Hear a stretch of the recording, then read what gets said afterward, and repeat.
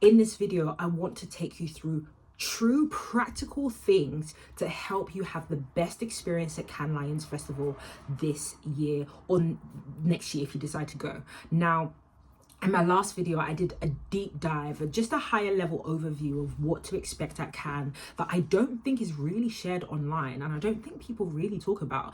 But in this video, it really is covering like the logistics, all the little bits that you just might miss, okay? From what kind of shoes to wear to what to do with your hair or what to wear. So please sit back, enjoy this video and make sure that you share it. Cannes could feel like a dream, but a nightmare at the same time if you do not have the logistics under wraps. And I think that goes for any huge networking event that you attend. Can be so crazy, especially when it's international, a different country, it's warm, and you're just thinking, what do I need to ensure that my experience goes smoothly? So the first thing that I will say, and I said this in my last video, is to arrive a day early at the Cannes Lions Festival. Do not arrive on the day it starts unless it's absolutely necessary. This might be because you're coming from a different destination or travel restriction, whatever, but where possible, if you have the choice, make sure you come a little bit earlier. The reason why I say this is because you get to understand the logistics, the areas, like how things work before you get there. I did this the day before. I arrived a few days before the festival started and I walked the strip so that I could understand where the brands that I wanted to attend were located, where the talks I wanted to attend were going, because everything is like, it's so big and it's so spread out that eventually you know your way around. But if you arrive bang in the middle of the magic, you will miss out on opportunities because you just don't know where they are, and you end up being really flustered and frustrated. So I would say do that. And also you get to just arrive early to settle into your accommodation, to get your bearings, to understand like where it is that you want to network, who it is that you want to talk to. You can review your schedule, you can set up or readjust your meetings. Give yourself time to breathe before you start the experience, because last year I met with a lot of creators who were really frustrated, really overwhelmed, even though they're amazing at what they do, but they just didn't get the chance to breathe. Let's talk about accommodation really quickly. So a lot of people say, do I need to stay near the Palais des Festivals? I've honestly, how do you even say it? I don't know how to say it. Yeah, I'm looking at it here. I'm just like, how do you say that? But anyway, that's what I thought. I thought that I needed to stay close to the action. I needed to stay where the action is happening.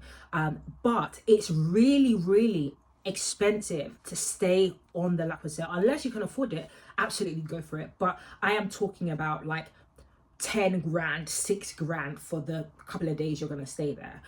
But I want to also say that staying away from the strip is still a really, really good idea. One, because it's so much more affordable, but two, it is also very practical as well. So you actually don't miss out on anything. I stayed in an area called Antibes. I might be saying that wrong. I might not be saying that with the right French twang. You know what I'm saying? I think it was like 20, like maybe like a 25 minute bus journey.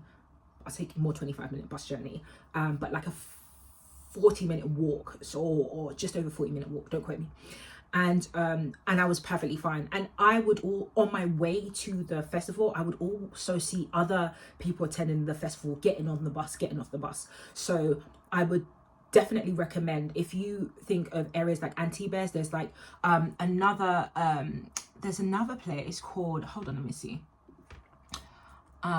So Antibes, Les Canettes, and Cannes-le-Boca, I would say, are like the areas surrounding Cannes that I believe are decent spaces. Now, Antibes is the place I can vouch for the most because that's where I stayed, and it's really like quiet, but also like still quite accessible. The buses in Cannes are very straightforward to use.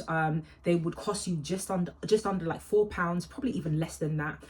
You have the option of getting it for the week, or you like a bus ticket for the week, or for the days, like just individual journeys if you wanted to do that. We would do like the week one, and then like basically use it until it expires, or until like you've got all the passes have run out on that particular ticket.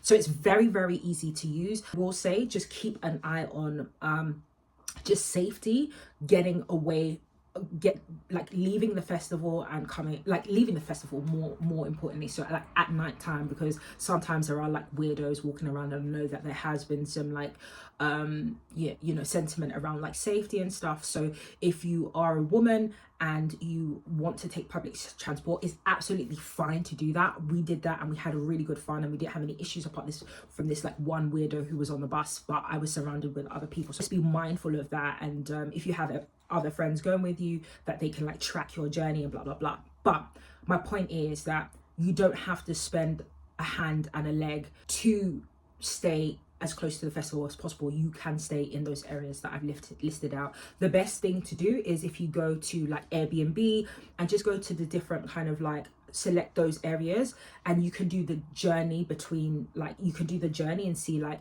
what it's like walking or what it's like taking transport. But basically you don't have to like it doesn't have to be walkable for you to access and enjoy the festival. Like most likely to change twice.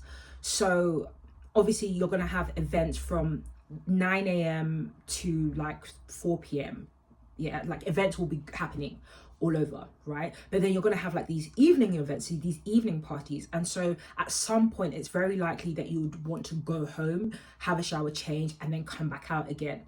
But if you're like done for the day, you might just not have to do that. But if those days are happening, then just consider that when you do book an accommodation, that you're considering like how much time it will take you to, go back and come back out, because you don't want to stay somewhere that's too far. So you don't want to stay somewhere that's like too far that you would have to like, you'd be put off like coming back out again, if that makes sense. It's a festival which can be done by taking a bus. Taxis in Cannes, they can be pricey, but they are a lot easier if you are sharing taxis. Of course, it will cut the cost. So an average taxi price, I cannot remember, but I'll check and I'll put it in the video. Like, if you can just stick to taking a bus, but if you are like, oh, you want your comfort, you want like no disturbance, then definitely you can consider taking a taxi. So just on the accommodation piece, some of the things to bear in mind with accommodation is that when it gets very, very close to the time, some of these landlords will start messing around and start cancelling. Mindful of where you're booking. I personally find that Airbnb is more reliable, or booking a hotel. Bookings.com, I mean, if you're like last minute crunch and you need to find someone, then maybe bookings.com, but it's not for me. And of course, like sharing apartments as well makes costs so much easier. So last year I joined a WhatsApp group called Industry Club, and also like Women at Cannes, and in that space I basically did a call out and said, hey, I'm going to Cannes, I've booked my flights, I would love to share an accommodation. And then it just happened that I was able to align with people who, some people that I've met before and blah, blah, blah. And we just formed a little group, and then Bob was your uncle. And I paid £230 for the whole, is it 4 nights or 5 nights of accommodation? I think 5 nights worth of accommodation. And that's because it was shared, and it was a beautiful space. It was in Antibes, and like I really loved where we stayed. So yeah, I would highly recommend just, again, joining these WhatsApp groups to help you to find accommodation, what to bring and what to wear. I just couldn't find any like good videos that took me into like a deep dive of what to bring until like really last minute, where I saw some people like post stuff on LinkedIn or whatever. So this is your video, especially for the ladies, yeah, because you want to look good when you're up on those streets. So let's talk about clothes.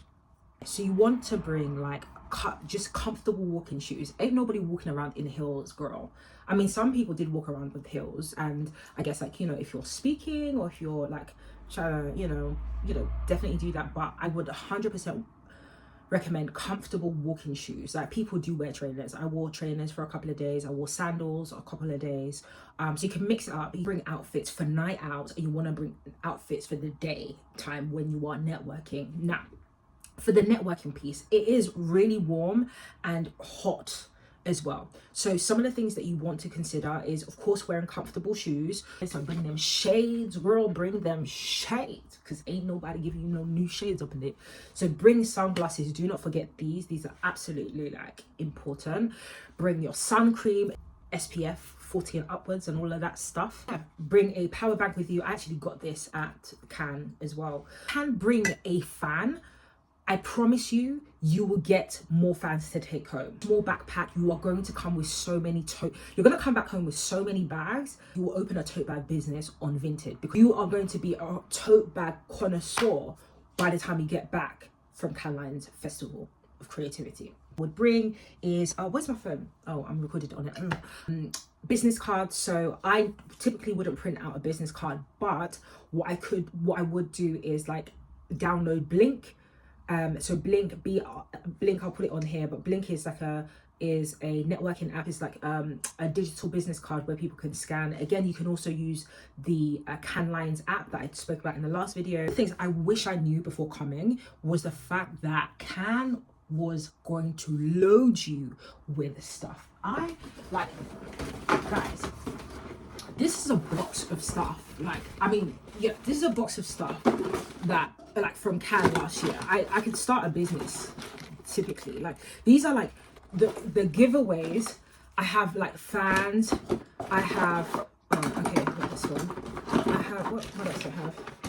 I have stickers, like just so many stickers. I have more fan, like from Meta. I have like so much stuff, man. So yeah, so I would definitely say that don't sweat the small stuff. You literally just get lots of free stuff. You get lots of free bags. You'll get fans. You'll get food. You'll get breakfast. Like, depending on where you visit, each activation will have like stuff that you can like munch on. I love female Croatian. That was amazing. Oh my god, I don't even want to gas the experience because I just want to travel.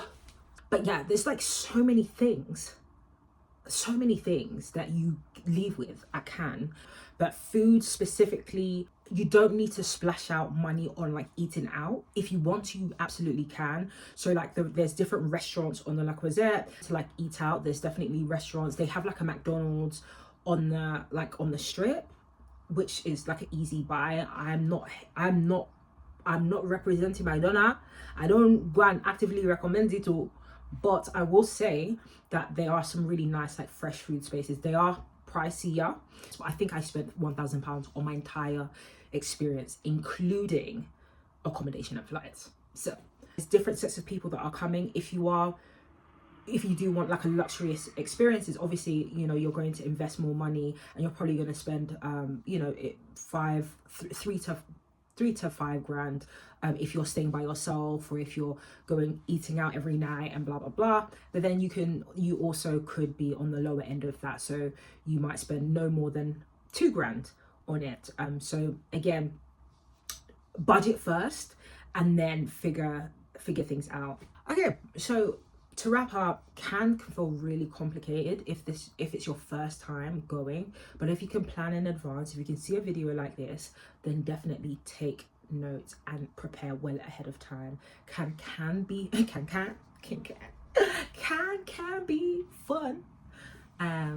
Yeah, if you are prepared. So if there's any questions that you have on the practical side of things that I didn't answer in this video, please let me know, and I will I'll write in the comments sections. But yeah, I hope to see you at Cannes, and it's a really, really beautiful place to be. Honestly, it's lots of fun. So I hope you enjoy. See ya.